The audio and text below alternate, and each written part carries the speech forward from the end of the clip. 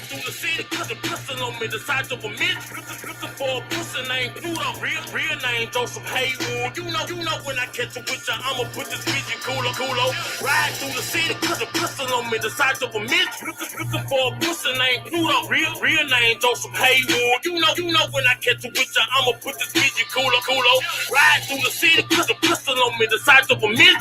Looking for a pussy named Pluto, real name Joseph Haywood. You know when I catch a witch, I'ma put this bitch in culo. Running through the city, tub like you heavy goods. Now I'm home with you was hating, bumpers, capping. I ain't let it. My mama make you clean it up. 40 on my hip, I on your lip. Watch it, sight. Now the pistol is worth space. All of a sudden, say that. Clean it up. I'm gonna make him clean it up. Bitch, nigga, clean it up. I'm gonna make him clean it up. I'm gonna make him clean it up. I'm gonna make him clean it up. What up, world? What up, family? It's your boy Mac, the Stay Ready Boxing TV, coming at you with some news you can use and another episode of RingSide Views, man.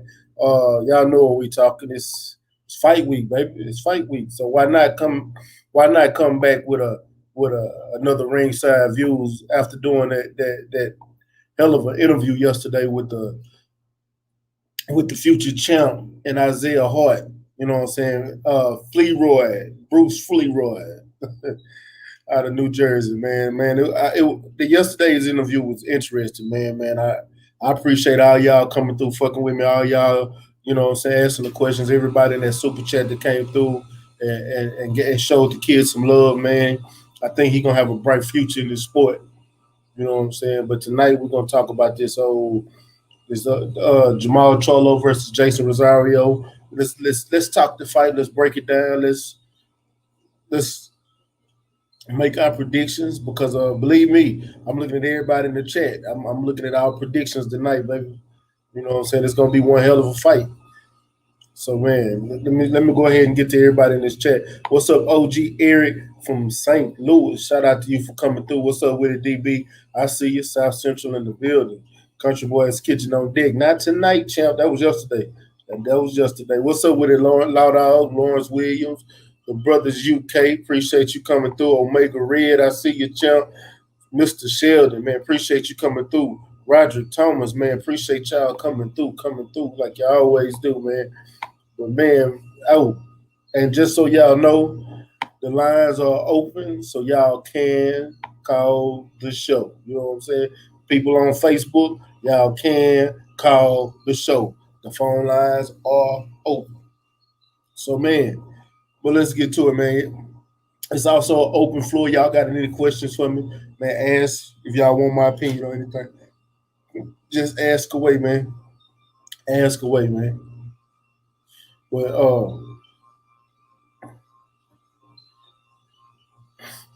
yeah, man, hold on. Let me make sure I get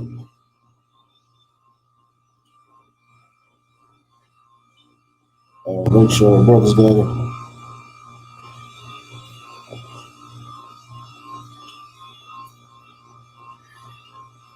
Make sure everybody in this bitch. We said Maul, TKO, Mel, Roman UD, Neary, knockout. Damn, that boy got the whole list up. Man, I'm for the talk on it too. I'm gonna talk. I really want to talk that Brandon Figueroa fight. I think I don't think it's gonna be that quick of a knockout. You got to give Vasquez some props. You got to give him some kind of props. You know, but you know I'm riding with Brandon Figueroa. Just that's San Antonio, baby. That's Texas. I got to ride with Texas, but I don't know if it's gonna be that early of a knockout, bro. Not that early TKO. Not that early, anyway. But let's let me see. I'm trying to get this shit together, man. Oh yeah, appreciate y'all sharing aloud. Let me PNet. There we go. PNet. Oh, there go the little brother 503 in the building. What's up with the little bro? Hey. That's what I had to do. I had to make sure. Yeah, man. Salute, man, to the whole chat, man. The LDBC, the whole gang, man. We up in here, man. That's another ringside review boxing conversation with the Houston Hard Hitters, man. What you man. Hey, before we get to the boxing talk, what did you think about that interview last night? Oh, about Flea? Yeah, Flea, that's my guy. That's my guy, man. He got a new fan in me. You know what I'm saying? If he gonna get free promotion on Smoke City on IG, man, whenever he do start back fighting and stuff, whenever he fight again, man, I'm a fuck with bro. I was chopping it up with him too in the DMs, man. He had hit me up. He seen them highlights I sent him of Edgar. You know what I'm saying? Yeah. He say, boy, nice, he fucking with him. You know what I'm saying? So we was just chopping it up a little bit earlier. You know what I'm saying? But I like the interview overall, man. I haven't got a chance to listen to it. You know what I'm saying? But I like his energy. I like his vibe. You know what I'm saying? He one of those type of dudes where like he makes the interview flow better because he got so much energy. You know what I'm saying? And he can talk. You know what I'm saying? You ain't just gotta keep asking him question. You know what I'm saying? To get them talking. You know what I'm saying? So I like dudes like that. You know what I'm saying? So yeah, man. I'm rooting for bro, man, and I like he got a unique story too. You know what I'm saying? And the crazy part, we didn't even go all the way in depth with it like we could have. I do want to go back and go all the way in depth. I got to get it back on, and hopefully we can get it back on around the time of his fight, before or after, and we can go more in depth in that story because, you know, especially with him training himself and going to them fights and winning them fights by himself with no coach, going pro with one amateur fight, right? He's special. That's different. So I got to give him all the credit in the world, man. All the credit. Man, shout out to Jay. What you thought about it? What was your overall take? Man, I love that interview. I'm not gonna lie to you. Out of every interview I done, and you know I've done a lot. I have done a lot. He had the most energy and just all around, just the most energy all around. Just out of him, hot sauce, and Darwin. I think that he's up there with like the top 4 interviews we done had on the channel. Well, I take that back. Chop was a hell of a goddamn interview. That was probably still number 1. But just out of the up and coming fighters, he's up there, bro. Oh no, he top 5 for sure. He top 5 for sure. You know what I'm saying? I love his energy. I you know, that hot sauce interview is legendary. You know what I'm saying? Salute to my nigga Top Cats, but that bitch was legendary. Chop, of course. I liked Coach Adam, but you know, I'm not even gonna classify him as a fighter. Yeah, I'm talking about fighters. As of right now, Coach Adam still had the number 1 interview on my channel. Period. Him and Chop, they right there because Adam came. That was a different vibe. Hey, Coach Adam is a fool. Shout out to Coach Adam Pena, man. Adam Pena, not Pena. Pena. I keep wanting to say Pena because you know, down here in the Spanish culture, I got some homeboys with that last name Pena, so that's made me want to say it in Spanish, but it's Pena, Coach Adam Pena. Man, well, man, let's get to the fights this weekend. I want to start off. Matter of fact, let me pull up the fight card. Before I do anything else, I'm gonna pull up the goddamn fight card.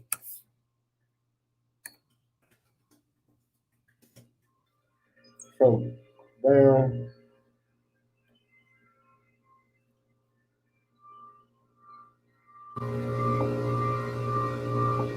All right, fight card pull up. We're gonna start off. We're gonna talk about each one of these fights. I'm not gonna talk about. Well, I'm looking right now. It says the Lewis Neary fight is still pending approval, but we still gonna talk about it. You know what I'm saying? And the Duke Michael fight is pending approval. But let's bring in the Casemiro versus Duke Michael. Who you got in that fight? Casemiro and Duke Michael. Yeah. I'm not too familiar with those cats. Um, but if I had to pick, I would probably say Duke Mike. I was hearing a lot about him. He got a lot of little buzz surrounding him, man. But I'm gonna have to do some more research on that. You know what I'm I, saying? I've seen Casemiro. I have seen him. That's a hell of a man. That kid, man, say his work rate is high in a motherfucker. That Duke Mika, I've been hearing a lot about him, and he's 24 and no step up fight. You know, Casemiro was 29-4. Uh, I really see. I know a lot of people got Casemiro winning this fight, but I'm going with Duke Mika. Just because they kid young, up and coming. What's up with the D Hodges, Jay Cooley, Supreme Boxing Talk, Tay Brown, see y'all in the building. Black Banner, appreciate y'all for coming through. Appreciate y'all for coming through. But I think this kid got a bright future, and I wanna see what he got. I'm picking him just on the strength. You know what I'm saying? I'm riding with the coach. You know what I'm saying? If I lose, I lose. You know what I'm saying? But that's what I'm gonna ride with. That's what I'm gonna ride with. Then you got Louis Neary versus Aaron Almeida. Not gonna lie to you. Never heard of Aaron Almeida, but he's 25-0. But I've heard of Louis Neary. I done watched him, and I know that kid is a monster. So I'm taking Louis Neary for the knockout. What you got? Yeah, man. I like Nere, man. That's my guy. You know what I'm saying? I know he had a lot of bad things surrounding him, man. I know he coming off the suspension and stuff like that with the WBC. Um, he just got to get his shit together, man. And just to see that this fight is pending is it's fresh. It's No, it's not pending like that. It could. It's got 3 fights on her that's pending, and that's just mean either it could be something wrong with one of the opponents or something like that. It could be a bunch of different reasons. So don't just say it's on near yet. It could be a numerous amount of reasons. Fighters might have not submitted they COVID test yet. Fight haven't got sanctioned yet. You know what I'm saying? They haven't got their license yet. It's a number of reasons. Yeah, it's a number of reasons the fight could be pending. So don't take it. So is do it have anything to do with them or is it it's the business? Yeah, it's the business. Okay. Because I thought Louis Neary was fucking up again, man. I'm like, God damn, because he was supposed to fight a couple of months ago. And you know he had got suspended and shit. So I'm like, damn. But I like Louis Neary, man. I think he running those little divisions. You know what I'm saying? Got hella power.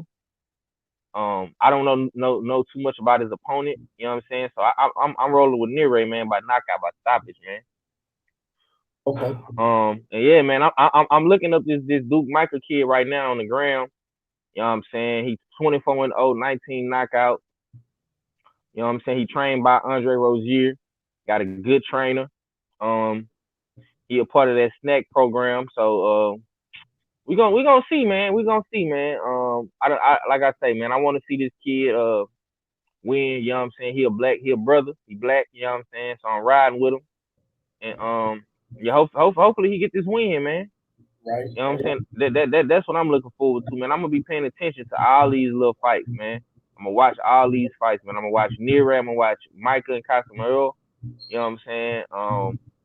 So shit, we gonna see how all this shit pan out, man. You know what I'm saying? I think these some good undercards too, because they building these fighters on these undercards, man. Damn good undercards. Yeah, that's one of the fights I'm looking at is the one I was actually gonna speak to you next, and that's Juan Carlos Payano against Daniel Roman. Oh, Danny. Oh man, Danny Roman. Okay, yeah, that's my boy too, man. I like Daniel, man. I want to see him step up in competition, man. You know what I'm saying? I think he gonna win. I think he gonna win I though. can't say I need to see him step up in competition because he been stepped up. He just lost his belt to that. I think that dude, that Russian cat or whatever he was. I don't know what the fuck he was.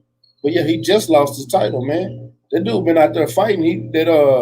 He fought Moses Flores. That's the fight I went to and saw him fight in person. That was a tall ass cat with a good jab. He fought that Asian kid. He fought Gavin McDonald.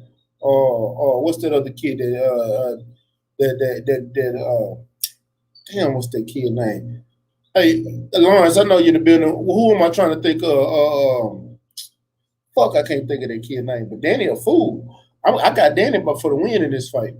Payano's good, taking Yeah. nothing away from Payano, but I got Danny with the win in this fight. Danny trying to get his belt back. Oh, I know you talking about. You talking about Agmetaliev.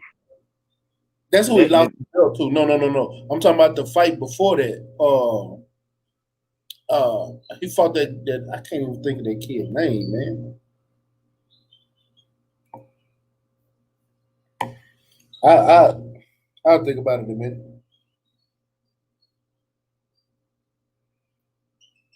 Nah, but yeah, I like Daniel Roman, man. You know what I'm saying?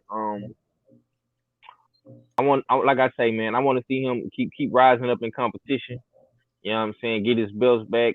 Payano is an okay opponent. TJ Don, the how you said TJ, that dude, yeah, that's who he lost. I mean, that's who he beat. That was a hell of a fight. It was a He beat beautiful TJ. fight. Yeah, Daniel beat him. Danny beat him, and he unified. He knew who I was talking about. I see. I knew Loud would come through in the clutch.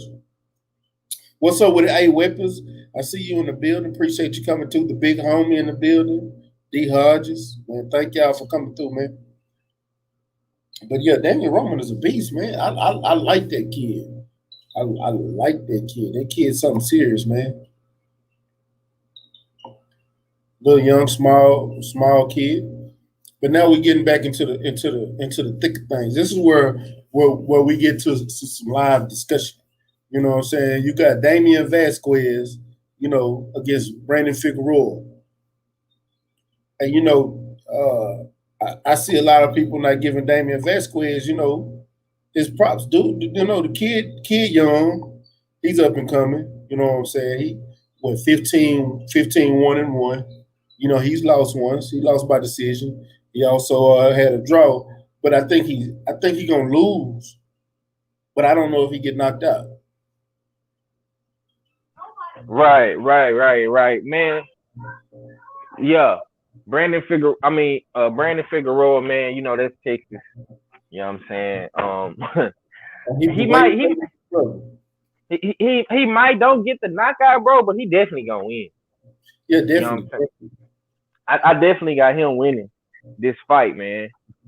And like I say, man, I think some of these undercards, man, we might get some bangers, man. We might get some, you know what I'm saying, between Duke, Micah, Neary, Figueroa. I really wish my man Marius Barrios would have been on this undercard, man. I wanted him to be on this. Didn't he lose? Nah, he gotta. I don't think Barrios lost. I think he just had a real tough fight in his last fight versus that Russian kid. But I like Figueroa. I like Brandon, man. He a good kid. I want to see him move up in competition too. You know what I'm saying? Yeah, you're right. It was just a tough fight. Yeah. And then he made it tough on him. And dude was number 7-0. You know. Right. Right, man. But like I say, man, Brandon gonna have to step up in competition too, man. You know what I'm saying? But I know they building, like I say, they building a lot of these fighters, man. But I want to see Brandon in there with somebody that's worth that's really worth some substance, man, like a Guillermo Rigondeaux or somebody like that. You know what I'm saying? You know, because they've been giving, bro, they've been building Brandon Figueroa to be that next Mexican superstar, bro. Because he fighting on all these motherfucking main undercards, bro. He fought on Wilder Ortiz undercard. You know what I'm saying? They be putting him on PBC Fox and shit. Now they putting him on Charlo and them undercard on pay-per-view. So this dude been getting a lot of good looks, bro. A lot of good looks. A lot of good from where he came from to now. You know what I'm saying? He fought on the Danny Garcia, Adrian Granado's undercard. You feel me? So yeah, man, Brandon gonna have to come with it. Hopefully he gets the knockout though. Hopefully, I want to see him get the knockout, but I think it's gonna be harder than people think. Why you say that? There's no doubt that Brandon is more talented than this kid. But I think he's gonna come through, show his ass, and get that knockout. You know. So out of all the fighters on the undercard, who you think possibly could get a knockout? Louis Neary. That's simple. I think he gonna get the knockout. You say on the undercard or the whole card? No, on the undercard. Oh, let's say shit. The Charlo's getting the knockout. Who you think gonna get knocked out of the night on the whole card? Oh man, Twin Charlo, man, Jamil. You know what I'm saying? Knocked out of the night. Iron Man Charlo, fucking right, bro. I ain't talking about a stoppage. I'm talking about straight hit the canvas, knocked out of the night, not getting up. Yeah, man, bro. It's set up for him to be the showstopper and steal the show, man. Jason Rosario get hit, my nigga. This nigga don't got no defense. Hold on. We gonna talk about that in a minute. Okay. Don't get me started. Shit. We ain't got to yet. Hold on. We're gonna break that down. We gonna break that down. We gonna get down. We gonna get down.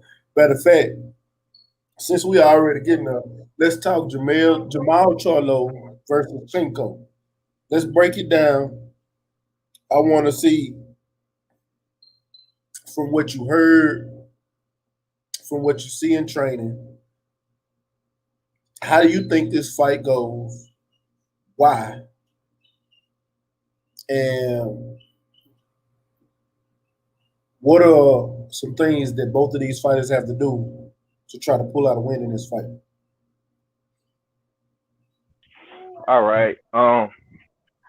Keys to victory for Derevynchenko is he gonna have to try to bring pressure to Jamal to get his respect. You know what I'm saying? He gonna have to try to avoid the right hand, and avoid the left hook. You know what I'm saying?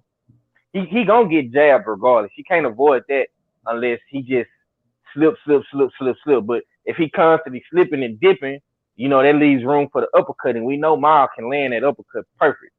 You know what I'm saying? So he gonna get hit with the jab. But I think if Derevynchenko bring calculated pressure, he could do what Tyson Fury did to Wilder. You know what I'm saying? But it got to be calculated though. You know what I'm saying? He got to be able to throw combinations while applying pressure. He needs to be able to get Jamal fighting backwards. If he can get Jamal to fight backwards for most of the fight, I think he can have success. He gonna have to stay away from the right hand and the left hook.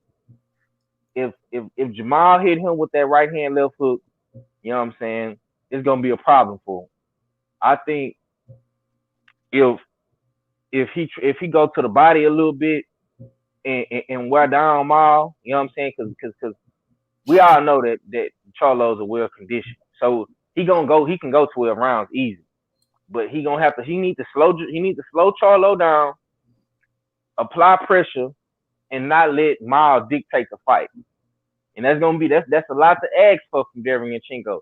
But he needs to apply pressure, avoid the right hand, avoid the left hook combination, and I think he could have success in this fight. He possibly could walk away with the decision if he does those things. And he needs to throw combinations as well. You're not gonna get Charlo out of there with one punch. You know what I'm saying? Charlo chin is tested. You know what I'm saying? You gotta throw combinations. You gotta apply pressure. You know what I'm saying? And be smart, bro. Just be smart. Cause whatever move you do, Mile is a great counter puncher, man. Yep. But I'm gonna be right back though, bro. All right, man. Big Money said Charlo's looking at Rosario, how he was looking at Lubin. You not bullshitting. I think he's really amped for this fight. And let me get into what I was asking 503. One of the things I see with Derevynchenko, his keys to victory in this fight, and real talk, he's gonna have to find a way to avoid the jab to get inside of Charlo. He's gonna have to. Him being a shorter fighter, he's gonna have to figure out a way to work his way inside. He's got good footwork, so I know he can utilize those angles to get inside to try to to deliver some damage to Charlo. I know he said he's gonna have to try to get Charlo moving backwards, but I think that's gonna be a harder task than what he's expecting. I've seen Charlo fight on his back foot, kind of nice. He don't do it often, but I have seen him do it, and he's pretty good at doing it. Another good thing I want to see, that's in order for Chenko to win, he's gonna have to not be scared to get hit. You know what I'm saying? Because Charlo is gonna hit him. Derevynchenko is very hittable, very hittable. You know what I'm saying? And when he starts getting hit, you're gonna have to take those punches to get inside. You're gonna have to start doing some early body work to slow Charlo down. That's the only way I see him, you know what I'm saying, getting a chance to get a victory. That way he's slowing down. I don't think he's gonna really hurt him to the body, but he has a chance to, start putting that body work on him early, and then he's going to have to stay away from that uppercut. He's going to have to. I know 503 say you got to stay away from that left foot and that right hand. Yeah, but he's going inside. Charlo's going to be looking to land that uppercut. I'm going to tell y'all that now. I see that's where Charlo's going to knock Derevynchenko out, is that uppercut. But he's going to have to find a way to stay away from that uppercut, trying to come inside on the bigger fighter, on the bigger Charlo. Charlo is going to tap that chin, and it's going to be night-night Irene. One of the things I see is keys to victory for Charlo to win is to utilize that jab, cut the ring off, push him backwards, make him feel uncomfortable in that ring. Or, you know what I'm saying, keep him in the center of the ring. Keep him in that center ring. He is going to come to you. So get yourself together, because he's going to be trying to get inside. Use that jab, keep him at bay, and when the time is right, once you feel like, he's going to get inside, throw that uppercut. Uppercut, left hook combo. The combinations, the way he put these combinations together is going to matter on how he utilizes his jab and allow his opponent to get inside, so he can shorten up that hook and shorten up that uppercut to deliver, deliver a hell of a blow. That's what I'm looking at in this fight. I got Charlo winning this fight by knockout. I just don't think Derevynchenko has it. I say he's a good fighter. He's a damn good fighter, and I think he beat Triple G. But we're missing the fact that when he fought somebody that's real athletic, and Daniel Jacob, and the way Daniel Jacob was able to punish him and move on him, I think he's fighting another athletic fighter in Jamal Charlo that's going to give him hell of problems. It's not going to run from him. It's not scared of him. Not scared of his power. It is going to punish him. It's going to really get there, and it's going to punish him.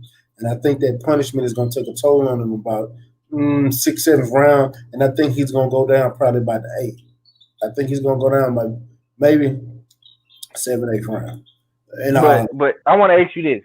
We know Derevynchenko chin has been tested with Triple G and Danny Jacobs, two good punchers. Yeah. Why do you think Miles gonna knock him out? Miles is taller than both of them. Miles also has more power than Daniel Jacobs. One thing about that Triple G fight is we forget Triple G in the last few fights, he's been getting beat up. Even against Rose, Steve Rose. He was getting beat up. He just got he hit him with some good punches later on in that round. But once Derevynchenko cut Triple G and Triple G was bleeding, he didn't know what the fuck to do. So Triple G was so busy trying to survive and still punch and move that he wasn't throwing them power shots like that. So we don't really know, in those later rounds, was he really tested? I'm gonna tell you right now, Jamal Charlo has way more power than Daniel Jacobs. I'm pretty sure that Jamal Charlo is ready to. If he don't knock him out, he is gonna drop him, and he is gonna hurt him multiple times. Yeah, and Daniel Jacobs did beat Derevynchenko easy.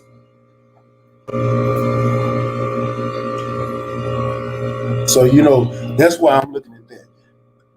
Derevynchenko was supposed to do that to Triple G. A lot of people just think Triple G was supposed to walk through him. No, he was supposed to do that to Triple G.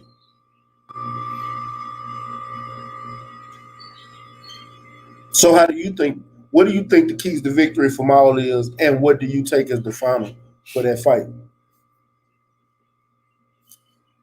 And it's easy. It's easy for Miles, man. All really he got to do, man, is cut the ring off. Try to keep the fight in the center of the ring. I think he could easily hit Derevynchenko, man, with combinations all night.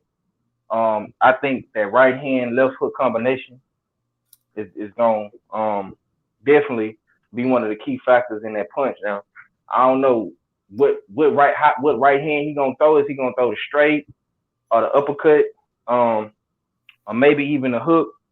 But he definitely needs to mix it up. You know what I'm saying? But like you say, I think Derevynchenko got a good chin too. You know what I'm saying? I seen him in there with some good punches, and he took their power pretty good. But I'm not saying that he gonna. Okay, I'm not saying that he gonna do that to Miles power. But and that's what I'm saying. We really gonna get to see Miles power tested, because he ain't there with a dude that's an experienced Olympian who got the boxing school of Ukraine in him, and he got a good solid chin. And ain't nobody never knocked out Derevynchenko.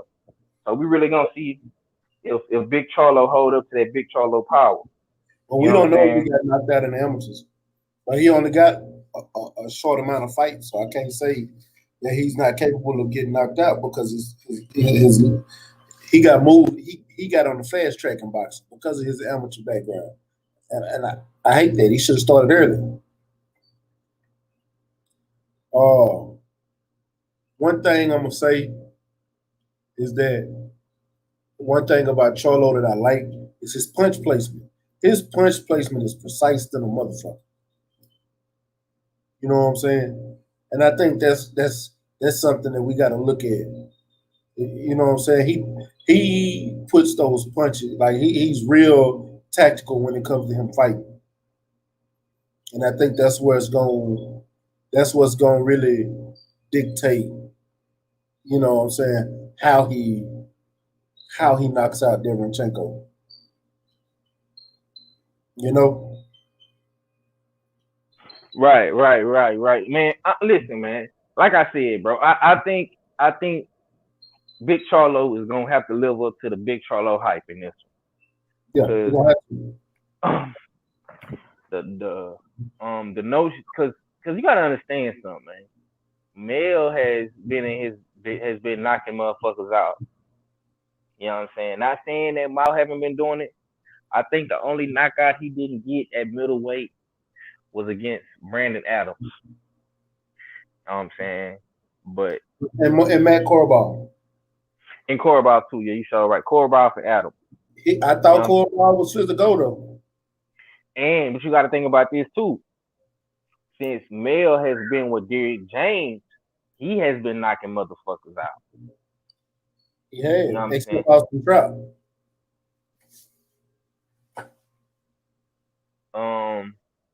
Did Mel fight Austin Trout or was that Miles? Both of them fought Austin Trout. Mel fought Austin Trout after Miles fought him, and it was a close fight. It was a split decision. He didn't drop Austin Trout. Miles dropped Austin Trout a few times. Right. Okay. Yeah, so I think that's the only fight where he didn't get a knockout, and of course the robbery decision with Tony Harrison. So I think right now they kind of even, but they definitely could separate themselves in this fight right here on Saturday night, because these see people sleep on Derevynchenko, and I know he's not just the best name. He's not the Danny Jacobs or Canelo or Demetrius Andrade or Billy Joe Saunders. Or, Derevynchenko is a solid opponent. You know what I'm saying? And one thing I want to see from Miles is I want to see his versatility, because you going up against a decorated amateur from the boxing school of Ukraine with a solid chin, who got a great trainer in Andre Rozier. Andre Rozier is a great trainer. You know what I'm saying? Underrated trainer too. So he needs to show his versatility in this fight, bro. I want to see him cutting the ring off. I want to see him using his IQ. I want to see that jab in Derevynchenko's face. I want to see a mixture of combinations with the uppercuts and the hooks and the right hands. I want to see him going to the body. He needs to mix it up. Keep Derevynchenko guessing. Don't be predictable. You know what I'm saying? Don't telegraph your shots. Be that big Charlo that counter punch J-Rock and knock him out. He could. And another thing, I'd be happy with the Charlo that fought on Matt Coraball, because I'm gonna tell you why I like that Charlo, because that was a fight that Charlo didn't train for. That was a fight on the fly, literally. Was it a week before the fight? On the fly, you didn't have time to prepare for him. Willie Monroe, wasn't he southpaw, and then Matt Coraball was a right-handed? So you sitting there, or did I have it backwards? Either way, I know there was two different styles, and you really picked him on the fly.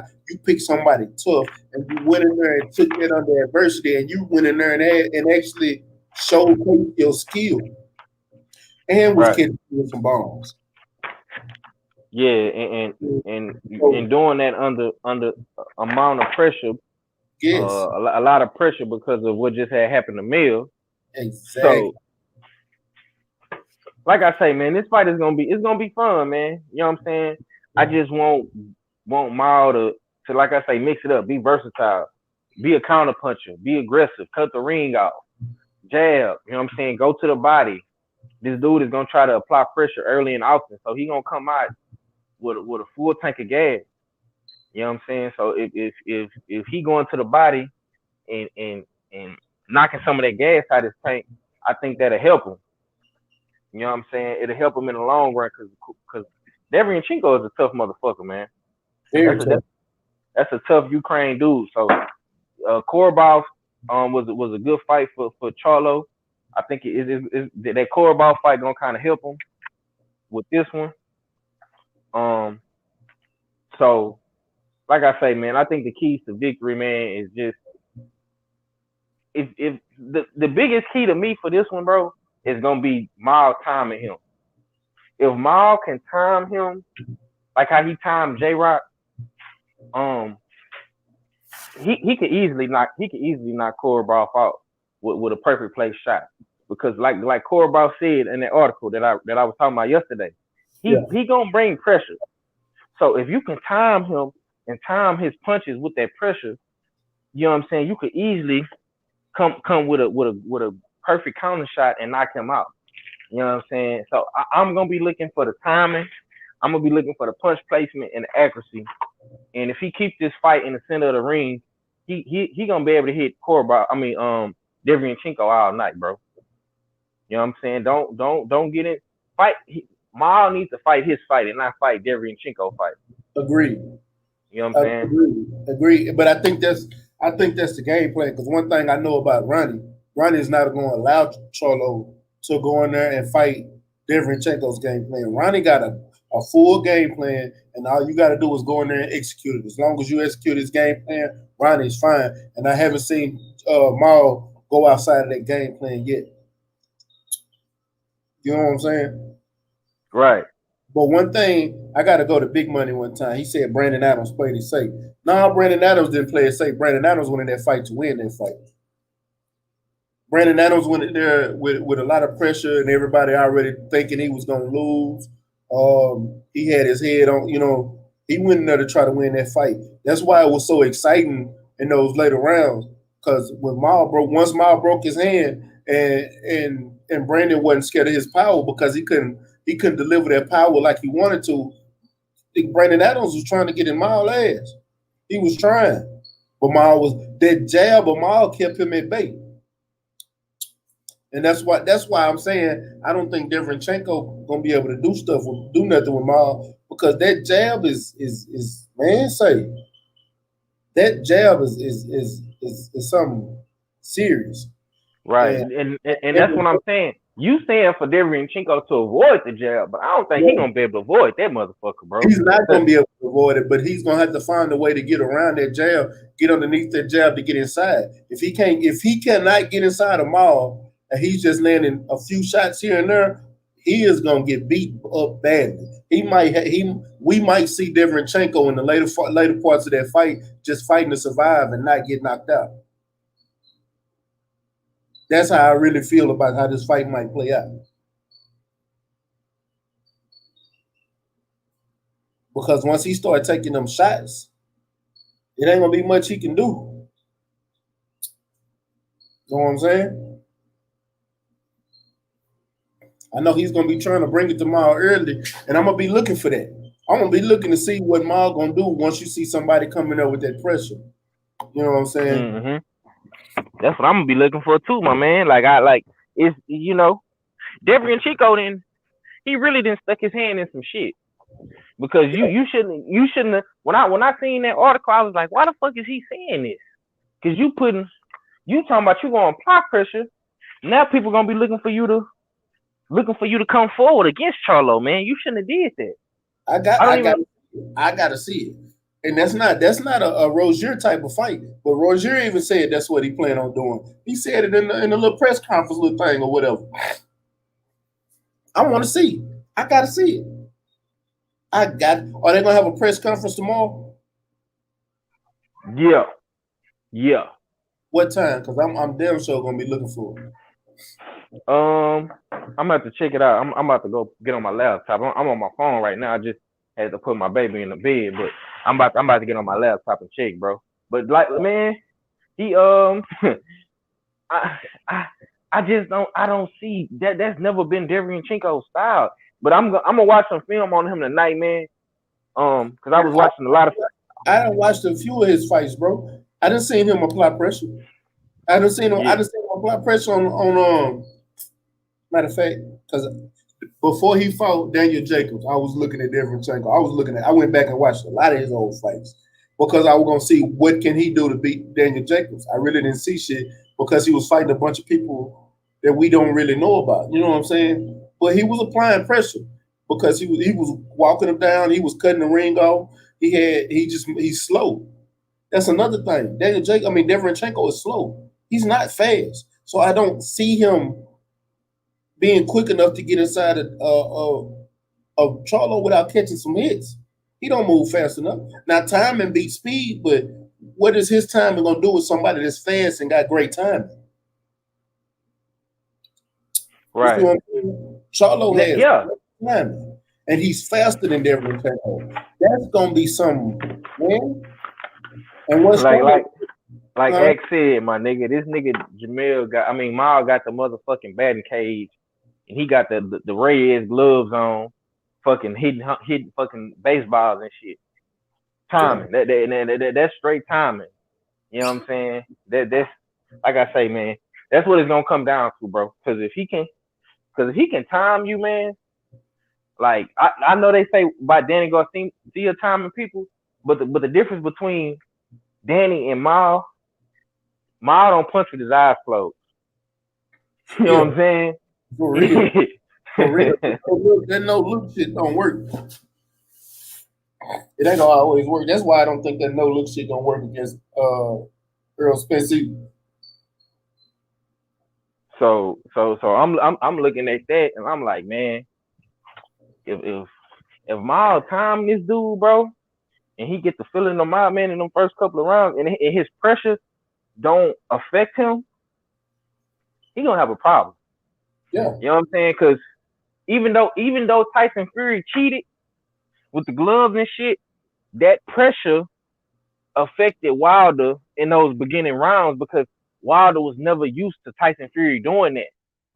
You know what I'm saying? So he didn't know how to react to it in a way.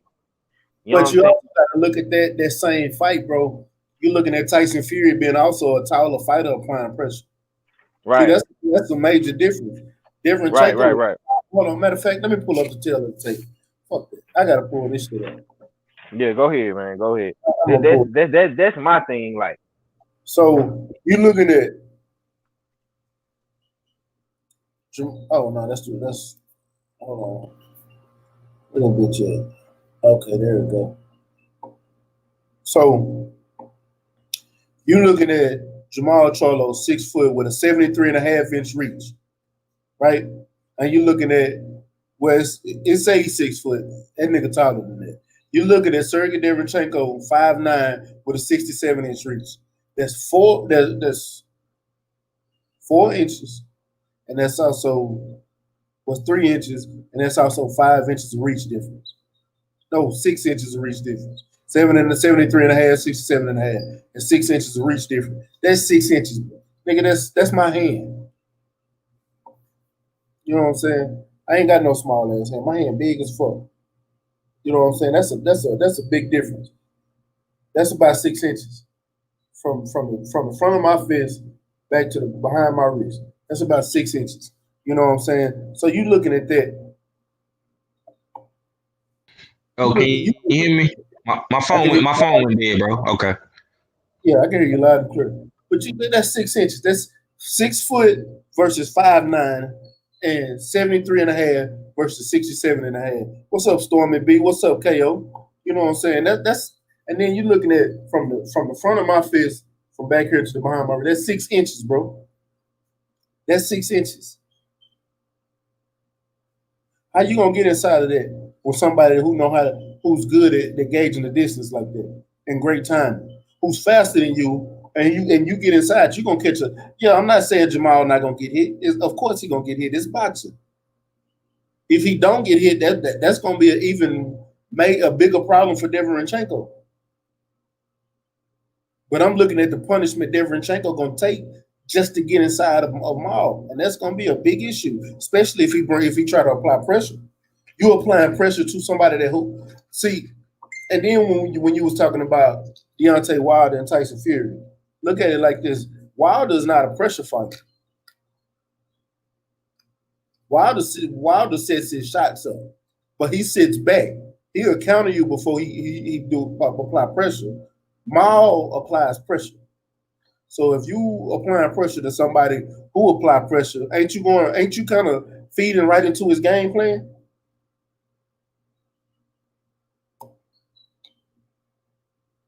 Say, Stormy, matter of fact. Yeah, I agree with you, bro. I agree with you. Stormy, if you ain't doing nothing, here, Stormy. Hold on, let me just see. Yeah, send OG Stormy B man the link, man. Yeah. Stormy, click the link, jump on. Yeah, but that reach advantage is gonna be a damn show X factor, man. But to answer your question about earlier though, man, that press conference tomorrow is at 10:45. Yeah. So that's probably they probably on East Coast time because they're gonna be in Connecticut. And I think they're already in the bubble. In Connecticut. So that's probably gonna be 9 o'clock our time. But it's scheduled for tomorrow. I already set my reminder. Matter of fact, I'm gonna put it in. Not even gonna lie to you, I'm gonna have to miss the trail tomorrow. I gotta watch that. I sent him a super chat, but I gotta watch that. Yeah, man. It's going down, but I think, like I said, man, I know we've been on Mile. Like I say, the biggest thing I want to see from him, man, is he needs to stay poised in this fight. Don't get too anxious. You know what I'm saying? Stay composed. get your timing down, because if he apply pressure, it's gonna be interesting, man. It's gonna be interesting. What's good, OG Stormy B, man? What's up, Hey, what's man? going on, brothers? How you guys doing, man? Man, chilling, OG. Been a long time since you've been on. What's that? Say it's been a long time since you've been on. Oh yeah, man. You know, I'm always available when you want me, man. It's like, hey, as long as I'm awake. Right on. I know I'll be going on late for you, you know. Yeah. But I catch man, a lot of your stuff on the replay in the mornings, like when I'm driving to work. I listen to, you know, what I don't get a chance to hear in the evenings. So yeah, you sound about like me. And just so if anybody listening don't know, this is Stormy B. He is a boxing coach and trainer. So y'all, he knows what he's talking about. So matter of fact, before we go into the main event, I gotta ask you, what is your keys to victory for both fighters in this fight? And Jamal which Charlo, fight was you guys talking about? Because I just came on, actually, just when you saw me write the salute. Jamal Charlo and Sergey Derevynchenko. Oh man, I think it's a good test for both fighters. These are the type of fights that are supposed to be taking place. It's a shame that, like, sometimes now it happens when guys having title defenses, because I'm of the notion that a lot of these guys should be fighting fights like this before they even become champion. That's how you know that you're ready to be a champion. When you fight someone who's supposedly on your level, and at least on paper, right? And then it's like graduating. It's like you got to put the work in first before you graduate. But like I've said in a number of occasions, it's like a lot of guys become champions before they even learn how to fight. And that right there is an important point, because this is why titles change hands so frequently. When you win a title, you want to be able to retain the title, defend the title. Yeah. Well, when you say things like that, you're looking at fighters like Anthony Joshua, Jaime Munguia, fighters like even Sean Porter to an extent, because when he first won his title, you know, he's way better now than what he was when he became a champion when he lost his title to Kell Absolutely. Brooks. Absolutely. And see, even to another degree, like you take a guy like Tony Harrison, right? Tony Harrison is a decent fighter, but he shouldn't have got that decision over Charlo like he did, because what happened, he turned around and he even gets put away in their rematch. You know what I mean? It's like there are certain things that are fine. Just like now I didn't want to take it off track. I want to get back to answering your question. In the first Charlo fight against Derevynchenko, I think that this is going to be, and I did a video about it. Actually, it's going to be a fight where, as long as Maul is listening to what Ronnie Shields tells him, which I entrust that he does. He has a lot of confidence in Ronnie Shields, and Ronnie Shields is very underrated for what he brings to your corner as far as technical things, because he can tell fighters certain things. And in that Hogan fight, he told Maul in the round before the knockout, he had told him some things in the corner, and he went out and did it, and he got exactly the result from what the coach told him. This is that type of fight where Ronnie is more important than ever, because Derevynchenko has experience. He has battle experience. You know, he's been in there like with the likes of Triple G, and his extensive amateur career that cannot be overlooked. And I know you talk about amateur careers a lot too, but the thing about it is, I look at it. Don't get me wrong. I don't knock fighters' amateur careers a lot. My thing is a lot of people put more emphasis on their amateur career when they become pros, instead of looking at the difference between a lot of these amateurs and the difference of the pro game. The pro game is way more sophisticated than the amateur game. So we looking at it. Everybody try to take like Lomachenko. I'm not knocking. He had 487,000 amateur fights, but this pro game is different. And now you fight more. You're fighting more tougher competition every fight. Even if you fight some some of these lower level opponents that you know you should beat, a lot of times when you start fighting tougher competition, this is not like when you're in your amateurs. So you going up against somebody that's not trying to score more punches than you or to outpoint you or to look better to the judges than you because it don't count no more. You got to go in here and actually fight this dude that might not take your head off. Yeah, but also there's a shifting of the philosophies when it comes down to that too, because in America now, you have to be honest, you're not getting the technical training for pros here like you used to, because a lot of the great ones have passed on, and a lot of the coaching acumen hasn't been passed on to the newer generations of coaches. There's some real crap coaches out here today, man. I'm just going to say it. People can get mad until the cows come home, but the proof is in the pudding. You can see the guys out there, and it's like I said, men are changing titles so quickly. You know, it's like everybody has a chance to be a champion, not only because there's so many belts, but because the people are not ready to hold on to them once they achieve championship status. But what I was going to say about Ronnie, he will coach Maul to do exactly what he needs to do, and he listens and he believes in that, and I think that he can do it all.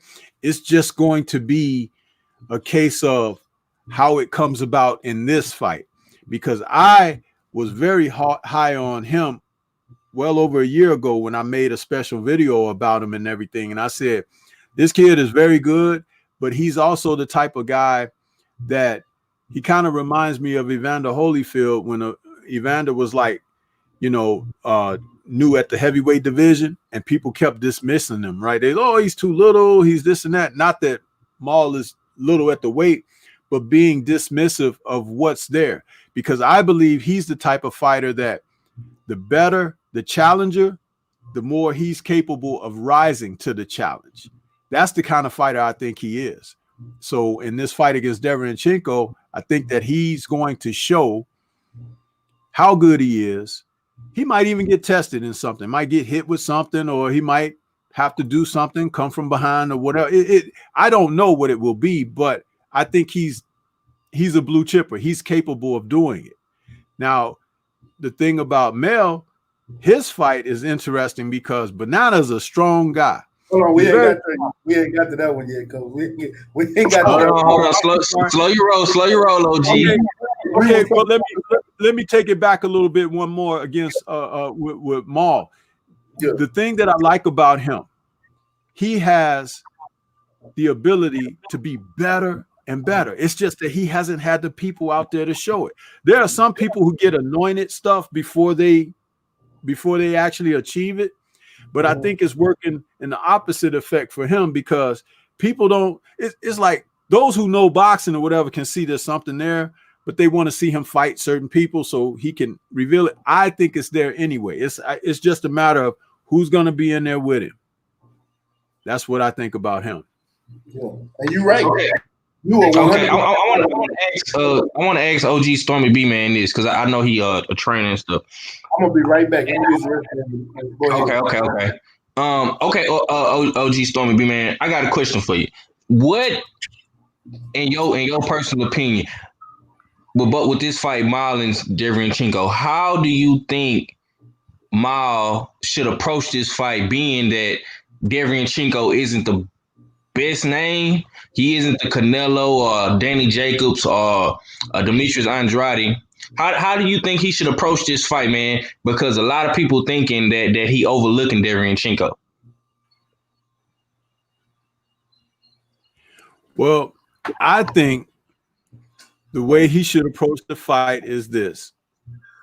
He should go out there with the game plan of, I'm the best boxer in this division. Now, I think he's the best fighter in the division, but it's two different things. I think he should go out there saying, I'm the best boxer in the division. And when Derevynchenko steps out there, because we do know that Derevynchenko is a come forward guy, right? What's the first thing as a good boxer, as a good fighter, that you need to put out there on somebody? That damn jab. And Maul got a damn good jab. he got a jab that's like some people's right hand. Seriously. Yeah. And put it on him frequent, fast, and often. Right there, round 1 or 2, Derevynchenko, when he realized he can't get past that, it's all downhill for him. But will Maul have the patience to do that? Because all he got to do is just keep sticking him with that. Let me tell you something about an excellent jab, man. When you get hit and that head gets snapped back and it gets snapped back and gets snapped back, that pain goes down the center of your spine into the what do you call your tailbone? Your lumbar. It does something to your legs, I'm telling you, which is why when you put it on somebody's chin, that's why they go down like that. And he's capable. We've seen him. He did it to what? J-Rock? He did it. And he was doing it to that guy he fought on the night that his brother lost when they were on the same card. I can't remember that guy's name. Karbov. There you go. And you know, that's the one thing that saved him in that fight. You go because Karbov was touching him a little bit, right? But he proved he has a chin. But that jab was so pulverizing. Karbov, he took some beating getting it. That's the other thing. Does the other guy want to take that? You see what I'm saying? Because this ain't gonna be Danny Jacobs going moving away. You understand? Maul's coming forward with that, coming behind it, and he's confident. He's never lost. He believes in himself. He believes he belongs, and he wants to show the world. So Derevynchenko is fighting a couple of different things here. He ain't fighting a faded fighter like a Triple G. He's fighting a young lion, and that lion gonna be on him. And I want to see it because, like I said, I don't know how it's gonna come about, but this is gonna be a good victory for him, I believe. But it's the type of fight he needs at this time to define who he is and where he is. You never know. Like when Holyfield was fighting, and I use Holyfield as an example earlier because, you know, Ronnie Shields worked with Holyfield. He was in that camp with Holyfield years ago when Georgie Benton and Lou Duva and those guys worked. Ronnie Shields was a part of main events in that camp. So he's very familiar with stuff that went on. But when people kept saying Holyfield wasn't this or that, and he was fighting tough fights. He fought a tough fight with Alex Stewart. You know, he had a guy in there, Adelson Rodriguez. He had what was his name? With the fast hands. Holyfield Dokes. Yeah, Michael Dokes. You know, these were all guys that were challenging him in different ways. And he was just beating guy after guy after guy. But they kept saying what? He can't beat Tyson. He can't beat Tyson. So the thing is, he always has something to shoot for. That's kind of how Maul is, because they're not giving him respect, right? He was awarded that title, but he didn't win it in the ring. So now he's got to go out there and prove why I have the title. And he never got his coronation. So each and every guy that he faces now is like his own personal coronation. If he uses that as the proper motivation, he's on the right track. And I think that Ronnie has him pointing in that direction because Ronnie is a coach and he understands those things from that aspect, from aspects that the fans don't think about. The fans just want to see fist fly and somebody get knocked out. That's entertainment for them. Yeah. And that's, you know, yeah, that's exciting. But the technical aspect of things, giving somebody a reason to fight for something and why you're doing what you're doing. And if he has to punish Derevynchenko, he will do that because he wants to prove he belongs. He's the champ, why he's here and all of that. And guys are running from him. All of that. That's how I feel about it. Right on. And 503, what I tell you, that jab is gonna snap Derevynchenko back because you're looking at 6 inches. Right. You're looking at 6 inches of reach, and then you're looking at 3 inches of height. A big that's a lot of that he got to try to come in on. And like I said earlier, bro, I don't see him avoiding that jab, man. It's gonna be hard, bro. He's not. I would say avoid the right hand and the left hook, but that jab, man, sheesh, that's a tall task. It's a tall and task. He has great technical ability too. Remember the knockout with J-Rock and that uppercut? They catch and shoot. Yeah, but this is the thing. How many people realize, yeah, he did a catch and shoot there, but he caught 2 punches Yeah, and shot off of that. He caught a jab and a right hand, both in one motion, and then did that. Do you know that's muscle memory? Because he trained for that. You know what I'm saying? And it's like when the opportunity presented itself. Now look at his brother knockout over Lubin. That was a little bit different because Lubin went down and he naturally threw that shot while he was down there and caught him.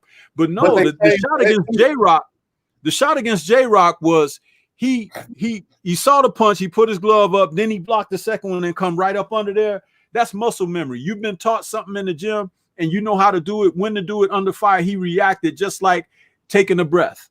You know what I'm saying? And those are the kind of things you have to look for in certain fighters. When the opportunity is there, that's why I said, I don't know how it's going to happen, but he will be ready for this guy and he'll be ready to do what he needs to do against him. Okay, so do you see a decision or do you see a stoppage, a knockout? How do you see it? It depends on Derevynchenko. See, this is the thing. That's what I said. How durable is he? Because Maul gonna beat him up.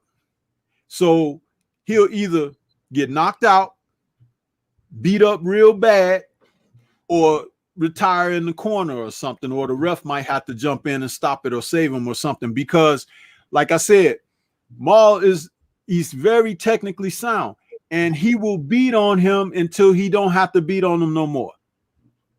You know what I mean? That he's one of those fighters. There's not a lot of fighters out there like that. Look at how he wins. Remember when he knocked out Hogan? Like I said, he had gone back to the corner. Hogan was planning on running all night, surviving, doing some stuff and surviving. Ronnie told him a couple of little things, and he said, hey, the next time he run in there and he try to go to clinch you and everything, shoot them shots underneath that we talked about, this and that, man. Boom! Hogan's rolling around on the floor like Tim Bradley or something after that, and it was over. Huh? It was over because it was like, remember, the coach told him what to do. Yeah. And he was like, this guy trying to survive and everything. He's like, don't let him do that. Just go in there, do what you got to do, get him on out of there. And that's exactly what happened. I love that. Pay attention to fighters that listen to the coaches and try to do what the coaches tell them. Because when they do it and they're very successful, you have to understand the link between the two, how important that is. You know what I'm saying? Because success off of what you talk about and train for brings confidence, and that confidence make you want to go out and do more. There was a time when Mike Tyson was like that, very young in his career, where Kevin Rooney and those guys, they would tell him certain things and he would go through it and they say, see, Mike, I told you, just because he believed in what they were telling him. When he got a little older and he was getting full of himself with his success and stuff, that kind of started to go away. But again, for guys who are invested, always pay attention to that, because that's why I say he can win in a manner of which we might not have seen from him yet, because he's capable. You just listen to what Ronnie's telling him and watch what happens in the ring. I'm telling you, it's going to be something though. I'm looking for something really exciting from him. Even if it's a 12-round beatdown, but I don't think Derevynchenko would take 12 rounds of punishment from Charlo.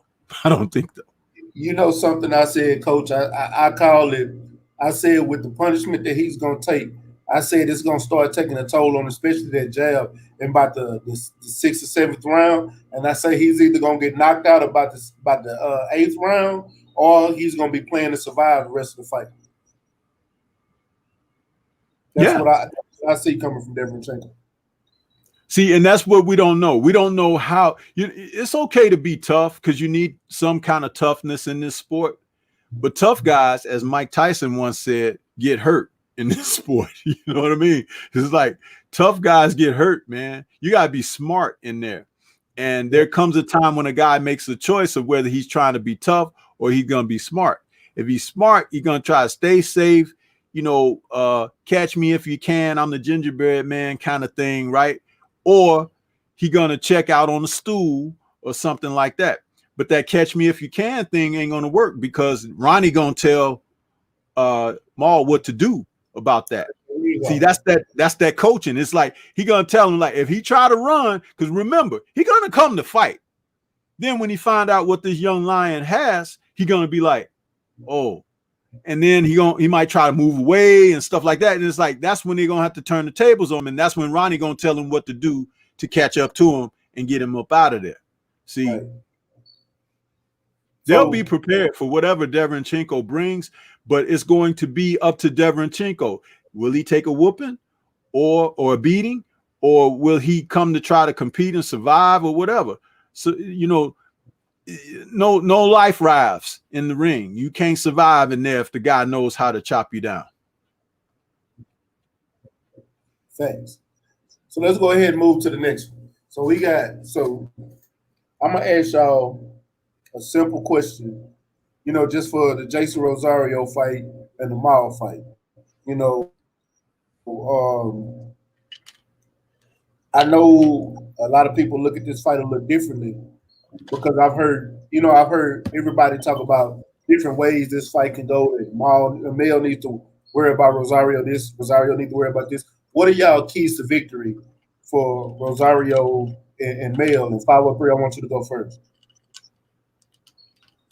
Already, man. The grand finale, man. We finally making it to the big leagues, man. This fight got so much meaning to it and significance to it, man. But I'm gonna say this, and I've been looking at Rosario. I looked at him all night last night before I fell asleep. Rosario is a first half fighter. He comes out explosive in the first half of the fight, like the first 5 rounds. He comes out very, very aggressive, and he starts to slow down in the second half of this fight. In the second half of the fight, okay.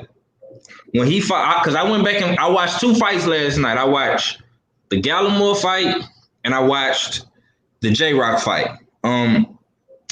I think the keys to victory for Rosario is simple. He needs to come apply pressure to Mel in the first couple of rounds and try to get Mel into a slugfest. I think if he can bait Mel into a slugfest in the early rounds of the fight, he could possibly hurt Mel. Even though Mel has a granite solid chin, I don't think Mel has been in there with a guy that can punch like a Rosario. I know he fought John Jackson, but I think Jackson was a little timid, and he didn't want to catch no counter punches early in the fight with Mel. I think Rosario is probably the strongest and powerfulest puncher he didn't face thus far, I think, in his career. So it's gonna be a little bit of weariness in those first couple of rounds. I think they're gonna try to fill each other out, but I think Rosario should take advantage of that. I think Rosario needs to try to set up his left hook. I think that's his money punch. I think if he keeps it on the inside and makes it a little rough and regular for Mel, I think that'll work in his favor too, because he is a big 154 pounder. And he has a lot of size on him. Rosario is a great power puncher. He's a great boxer puncher.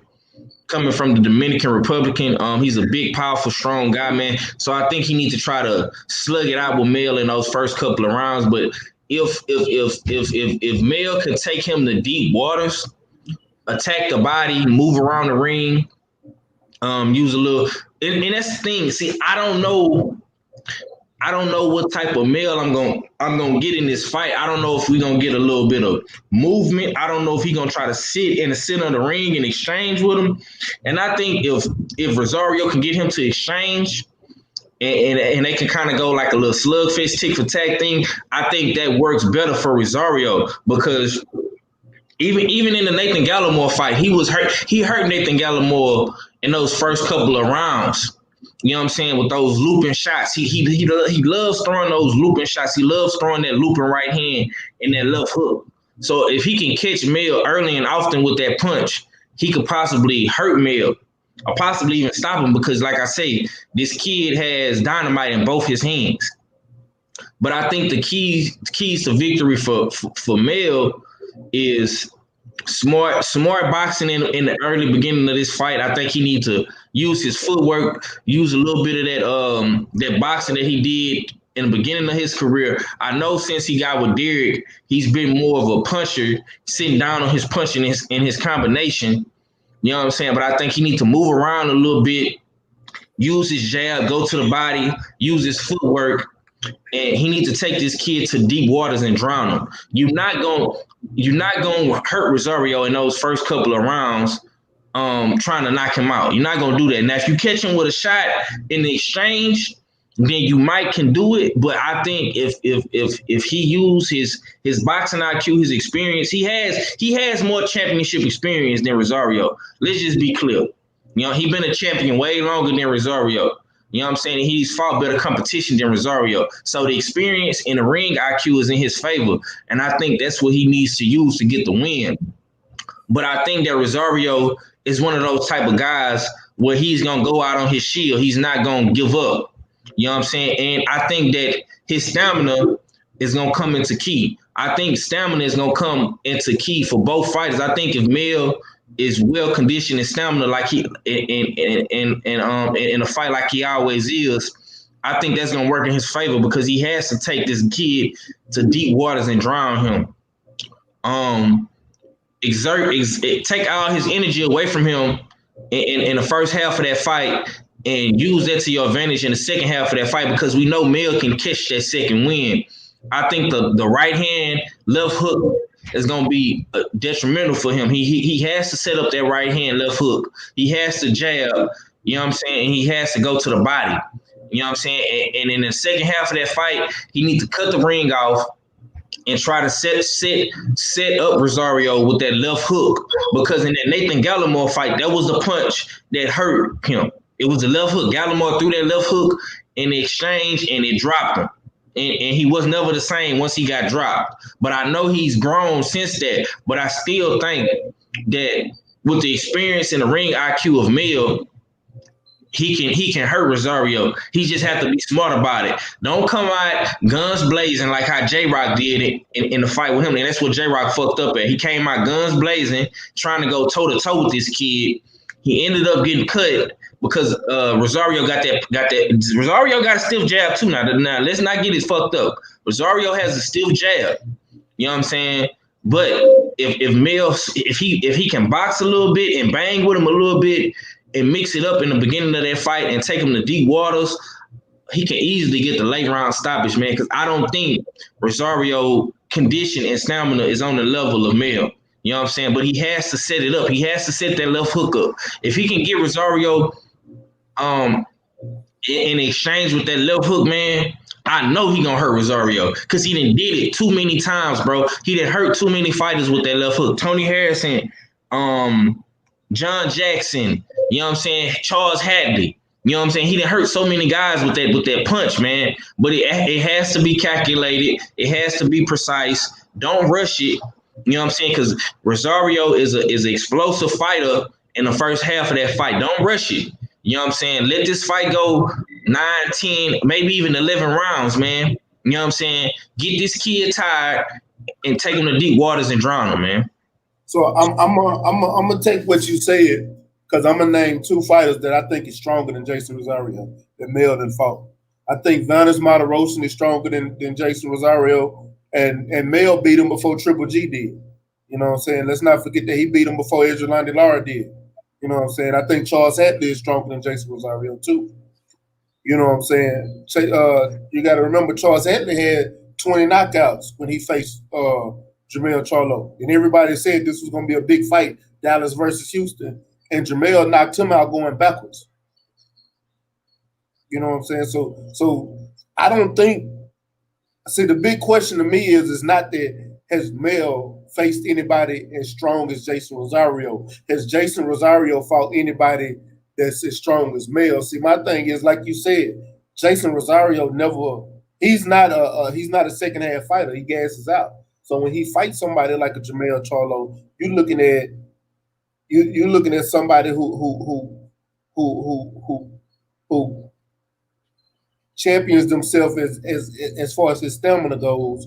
He looks to take somebody in deep waters, and then when you get in them deep waters and you gas out, are you gonna be able to handle the punishment that Mel gonna put on you, or are you gonna be able to deliver the same type of fight that you was given in that first half? I don't think that's my thing with Jason Rosario. If he ain't fixed his gas tank, and you're not gonna fix your gas tank in one fight. And if you ain't fixed it or start working or to help out your gas tank for that second half, you're not gonna be able to handle Jamel Charlo. And yeah, really, Charles Hadley.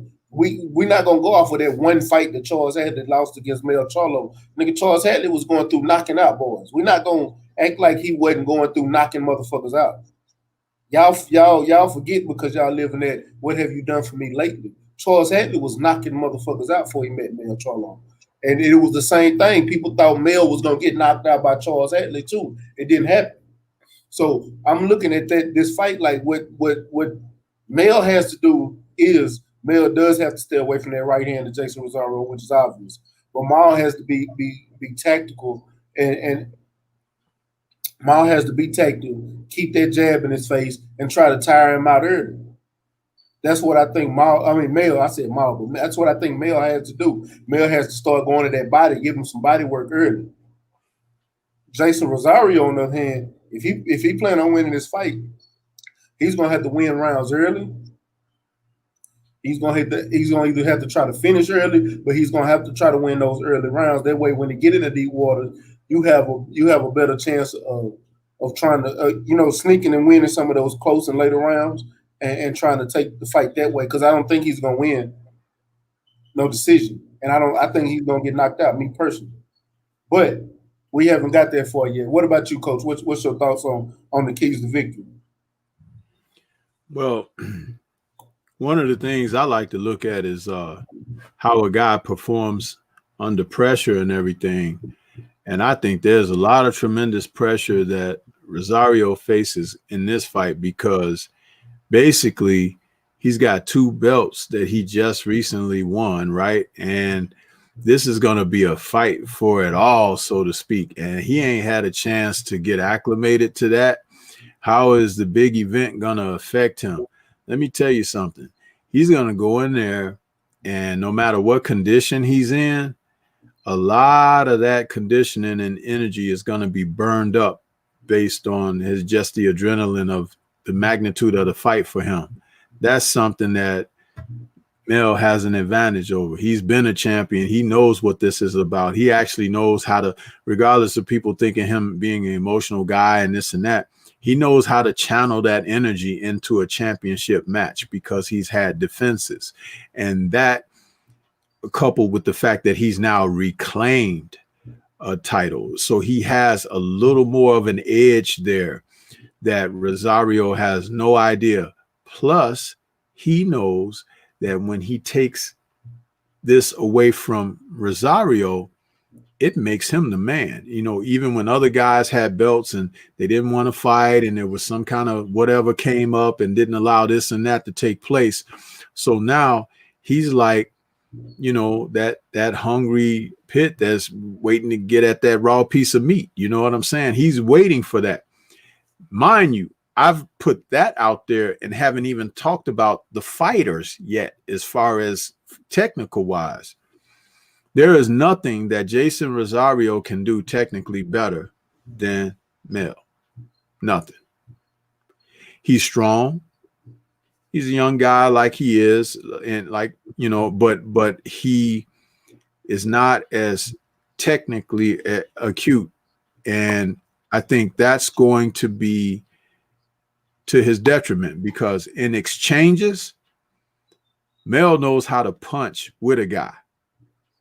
And his most deadly shot is one that he don't see, and that's that left hook. As 503 mentioned a moment ago, it's like Mel will bait him into throwing certain shots because he's got that type of experience. That's one thing about the brothers that they have.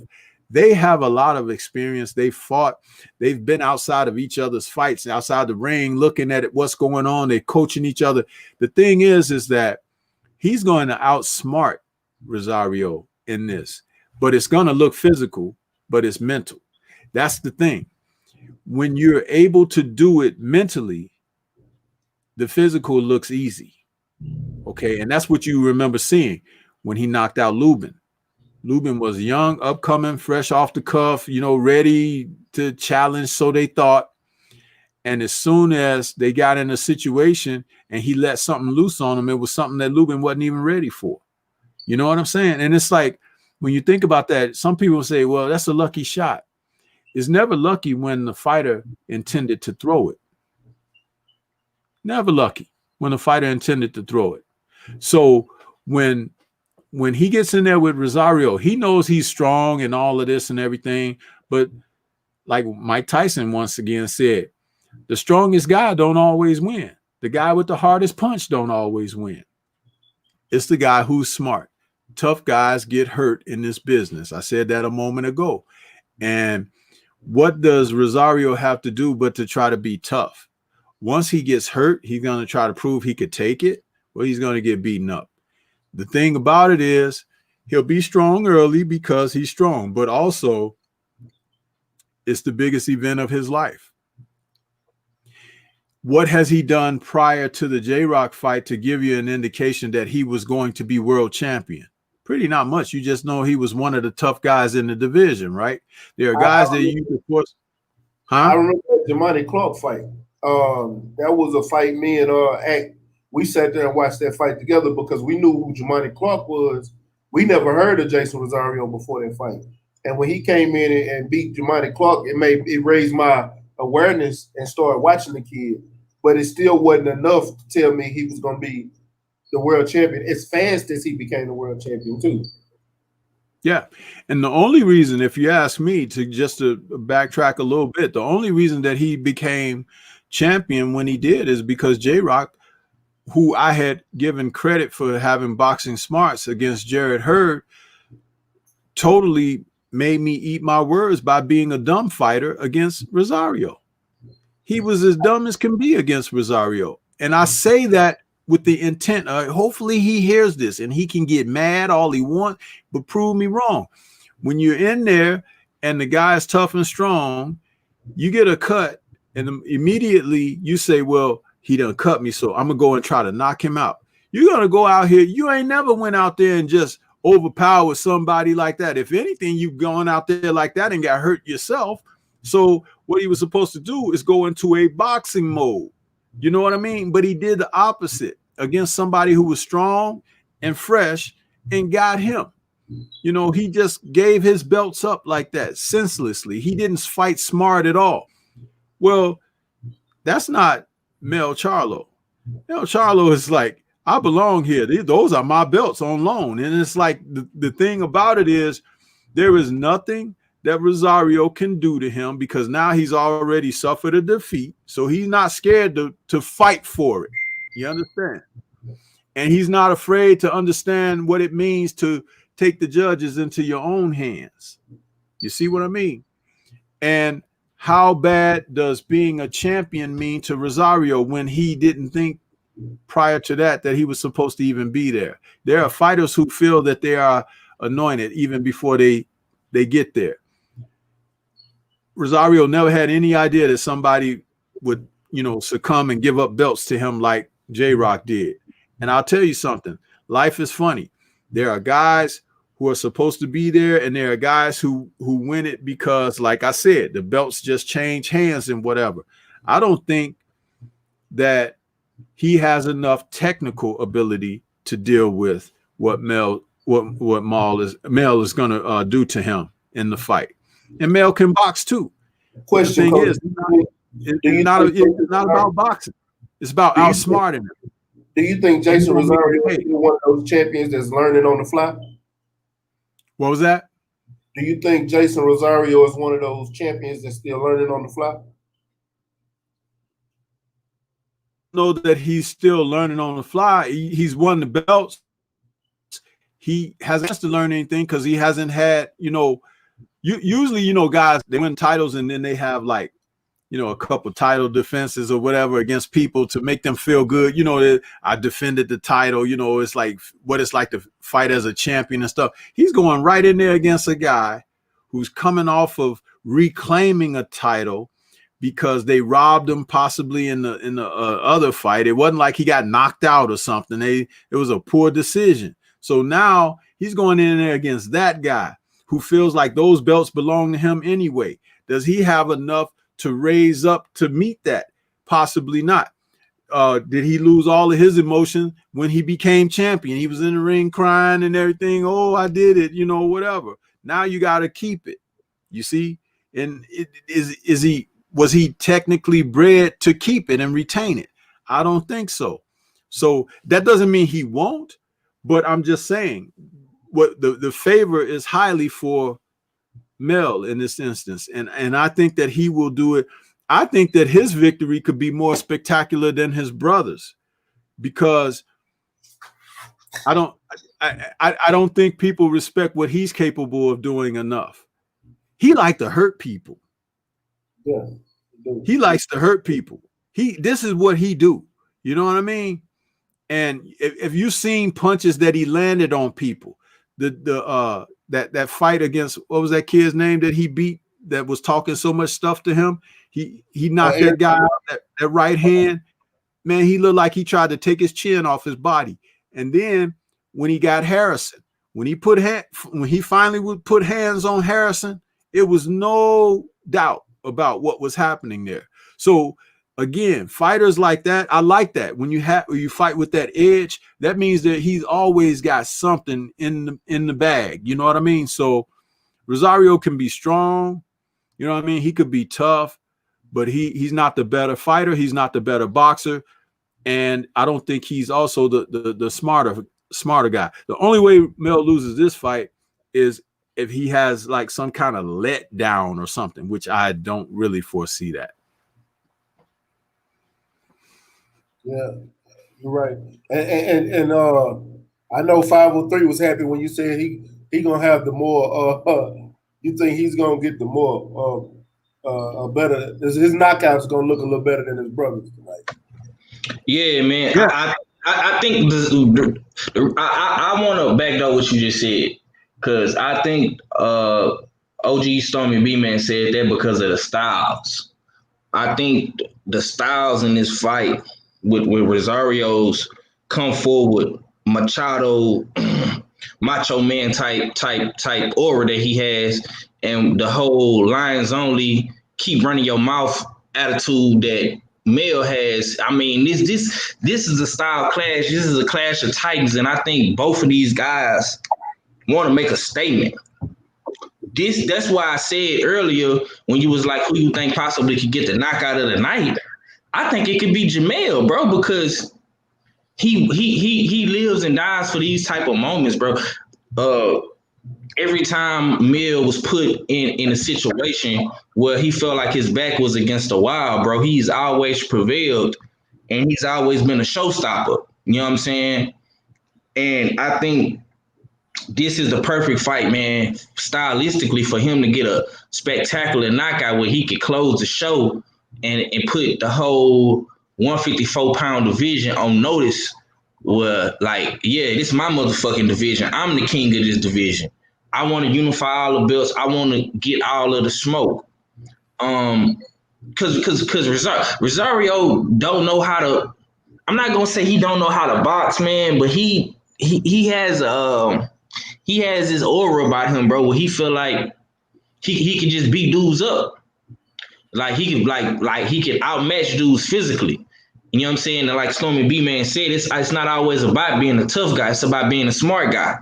You know what I'm saying? And I think Mel possesses that with the experience, with the coaching. I mean, Derek James, another underrated black coach who don't get enough credit for having unified champions and champions, making champions. Then Mel still has the experience with Ronnie Shields.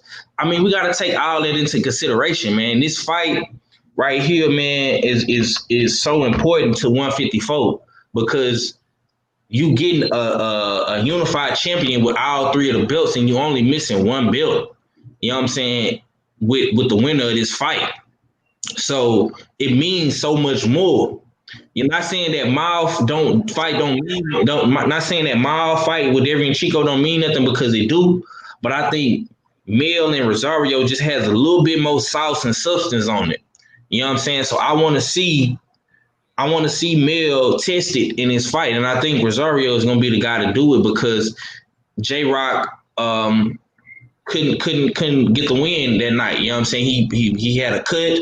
And like OG said, he just went stupid when he got cut. He wasn't thinking straight. You know what I'm saying? He was thinking that he could come and out physical this guy, and you play right into Rosario's hands instead of using your technicalities and your strategic ways of winning and boxing it and being a boxer and technical. You know, you try to go in here and go punch for punch with this dude, and that cost you your belts. You know what I'm saying? And I think Mel needs to take that into consideration. You're not gonna go blow for blow with this guy, especially in the beginning of this fight. You're not gonna do that. You have to take your time with a dude like Rosario. Build up to the final finale. You know what I'm saying? Take your time, be precise, be accurate, land some body shots, use your jab, use your footwork, wear this guy down. You know what I'm saying? And like OG said, he made some great points. The build up and the whole pricing point of this fight is the Charlo show. Everybody's saying it's the Charlo show. It's the Charlo show. So Rosario is gonna have that on his shoulders, and he's gonna have to live up to, okay, I'm the champ, I'm the unified champ. You know what I'm saying? This is my show. I should be here. So that's a whole fight within itself, man. And I don't think Rosario is built for that shit, because he just not getting the belts. He haven't had any warm-up fights or any tune-up fights. You know what I'm saying? So it's two big fights for him back to back. But this fight is way more bigger because Charlo has a solidified fan base, and you fighting on pay-per-view. You know what I'm saying? So it's gonna be very, very interesting to see how these boys end up duking it out, man. But you know me, bro. I got Charlo, man. Late round stoppage, 10th or 11th round. I see Charlo getting him up out of there, man. What about check this out? I want to ask both of you something. This Rosario, yeah, he's a strong kid and everything, but he got hurt by Gallimore, right? Yeah. Got hurt pretty bad. He got stopped by Gallimore. Right. But I'm making a point here. He got hurt by Gallimore. What's the best punch in Mel's arsenal? The left hook. I think it's his uppercut. At some point, I think it's his left hook. And the reason I think it's his left hook, it could be the most power on his uppercut. That could very well be true. But the left hook, go back and watch a couple tapes after we had this conversation of his fights and watch his left hook. That left hook is like a missile. And he throws it short and compact. I remember Terry Norris used to throw a punch like that. It kind of reminds me of Terry when Terry was young and good like that, in a sense. But I'm getting at something here. It's like this. I think that Mel can fight at a faster pace than Rosario can think. Think about that for a moment. He can fight at a faster pace than Rosario can think. Remember, he's coming off of 2 solid boxing matches with Tony Harrison, probably the second best boxer in the division there, right? And Harrison is not no joke. He can box. So the seasoning off of that experience can't be denied. So this goes back to what I said earlier when I said if he can bait this guy into exchanges, it's night-night. And that means it can end early. I'm talking about within 1 to 5. Rosario being in under all this pressure and stuff like this, mentally, it's going to weigh upon him to some degree. All Mel has to do is show up and show out and do what he needs to do. But for Rosario, the weight be tenfold on his shoulders. And Mel can fight at a faster pace than he can think. And he's not a boxer. So guess what? There are traps waiting for you in these woods. He also got a hell of a right hand too. Yeah. That right but hand, I can see the left hook. I can see the left hook smoking him though. I can see it. Yeah. Yeah. Yeah. It's gonna be a hell of a fight. It's gonna be a hell of a fight, man. And man, we've been on here for a while now, man. I'm finna get off because I gotta take care of some business in the morning, so I'm finna give me some rest. Hey man, I appreciate you coming through, Coach. Man, it's always a blessing talking to you, Coach. I'm gonna get you back thank on. You for having me. Matter of fact, I'm gonna get you back on her. I'm gonna do an after fight Sunday. Sunday, I'm gonna do an after fight. I might do a Saturday night, but I know for sure I'm doing one Sunday because we gotta talk. We gotta discuss everything that happened in the fight. I'm talking about from Daniel Roman, Luis Nery, Brandon Figueroa, all the way up to Jamel and Jason Rosario. We got to talk about it. So. Oh yeah, because I always do a post-fight show anyway on Saturday night. So if you do it on Sunday, that would be even better for me. Yeah. But yeah, I don't mind, man. Anytime you like to have me back, I'll be back. You know, I enjoy chopping it up with you brothers. And hey, man, that's what we're here for, to help each other and put some good stuff out there for the masses. All right, look for me to send you an email Sunday. Okay.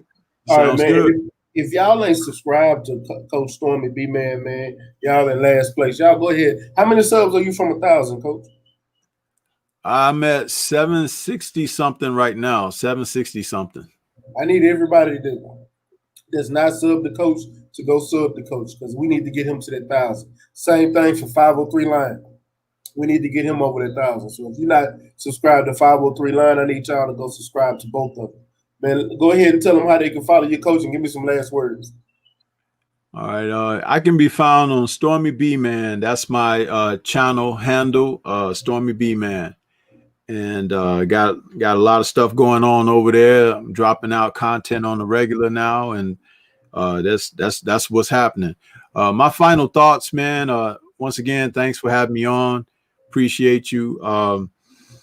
My final thoughts is like for these fights coming up this weekend, I think is a great chance for boxing to get that shot in the arm that it sorely needs with named fighters fighting in this situation now.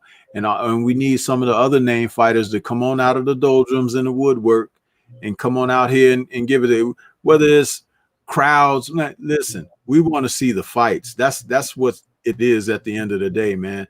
The world has changed probably for good.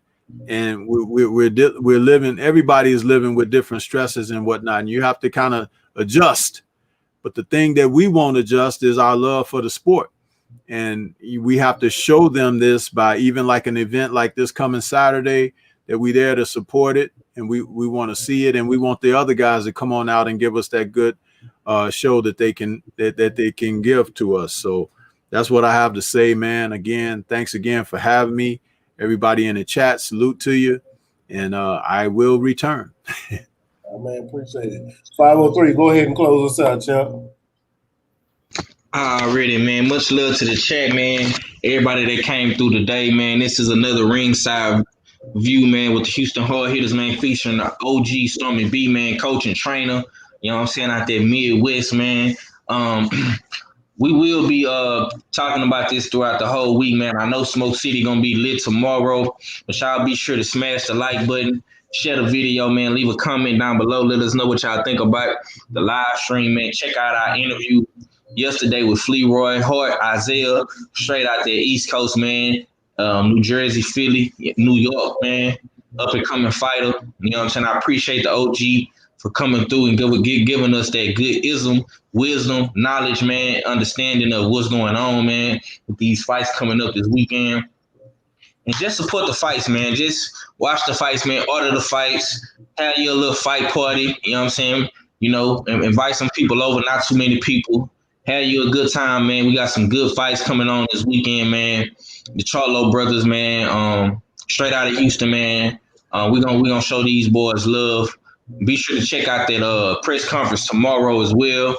It's coming on at 10:45 Eastern Standard Time, and I think that's 9:45 for us on Central Time. And yeah, man, just support the fight, man, the best way that you can. I know a lot of people probably won't be able to afford it, but man, try to go to the movies if you can, if the movie theaters is open, or try to go half with somebody on it, man. Or just try to go to a fight court if you can, man, and just support the fight. Watch the brothers, man. Support our live streams. We'll be talking about it. For the people that don't get a chance to watch it or don't get a chance to see it, like I'll probably do a live stream. I know me and Stay Ready supposed to be linking up and watching the fight that night. So I'm gonna try to come home and do a post-fight reaction. I know Stormy B-Man gonna do one. I know Stay Ready gonna do one. They gonna be talking about it on OG Boxing Talk. 78 gonna talk about it. Black Fight Fan gonna talk about it on his show, Trio Boxing Talk, man. So if you don't get a chance to watch the fight, just come to one of our live streams, man, and we will give y'all the info, the insight. Follow me on Smoke City Mallcast on Instagram. I will be posting all of the highlights from Saturday night. So if you don't get a chance to watch the fight, man, you can get the highlights. You can get our insight on it, the info, man. We're gonna give y'all all the breakdowns of everything from the undercards to the main event to Jamal and Derevynchenko, the co-main event, man. And you know, this is what the LDBC is here for, man, to give y'all information, insight, and you know what I'm saying, entertain y'all, educate y'all, man, and inform y'all on this great boxing, man. And it's just like that, man. It's your boy 503 Line, man, and we checking out. Peace. Hey, man, shout out to the mighty LDBC. That's Lions Den Box community. If you didn't know, you know now. Shout out to everybody in the chat. Appreciate y'all for coming through. Everybody on YouTube, everybody on Facebook. Thank y'all for supporting, man. Thank you, Stormy, for coming through. I got to get you back on. Thank you, 503. You always coming through for your brother. Man, I appreciate everybody coming through, fucking with your boy. Make sure y'all like, comment, and share this video to all your social media platforms. It helps grow the channel. I'm still growing, even though I'm over 1,000, but I'm still growing. I'm trying to get to 5,000. That's my next goal. You know what I'm saying? My next goal is to get there. So let's, you know what I'm saying, help spread the word. Let's help my channel grow. I appreciate everybody that just supports you, brother, man. And if you haven't, hit that subscribe button and hit that bell icon so you can get the notification every time I go live. And it's your boy Mac from Stay Ready Boxing TV. You ain't got to get ready if you stay ready, man. Peace.